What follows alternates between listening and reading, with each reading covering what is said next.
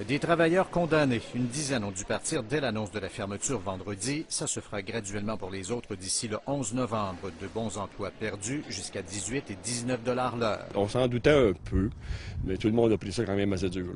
On perd quand même nos jobs, on avait des bons salaires. Monpac va concentrer ses activités de transformation du veau et de l'agneau à sa nouvelle usine de Laval. Le veau et l'agneau, deux viandes de raffinement.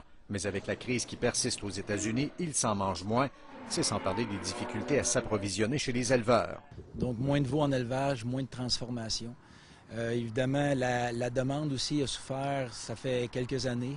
Cette fermeture, dit l'UPA, est précisément une des conséquences appréhendées de la réduction de la protection financière de l'État, l'assurance stabilisation. Au lieu de 100 % les productions ne sont plus assurées qu'à 75 %. C'est moins intéressant. Les élevages rapetissent, des éleveurs abandonnent.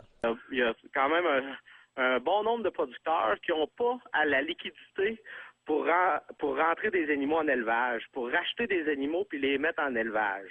Dans le veau, le ralentissement s'exprime depuis le début de l'année par 6 500 têtes de moins sur le marché. C'est 10 000 en ce qui concerne les agneaux. Ces derniers temps, des tentatives avaient été faites sans trop de succès pour convertir l'usine au port. Tout n'est pas entièrement perdu. Les efforts à cet effet se poursuivront jusqu'au dernier moment. Moi, je commence à penser le Grand Nord. Le plan Nord. Se chercher autre chose, quitte à monter dans le Nord, avec l'imprimerie transcontinentale de Louisville à moitié arrêtée et Harris-Craft qui ferme à Saint-Étienne-des-Grès. Il y aura prochainement beaucoup de CV, la région de Masquinongé, en circulation. Louis Cloutier, TVA Nouvelles, Saint-Angèle-de-Prémont.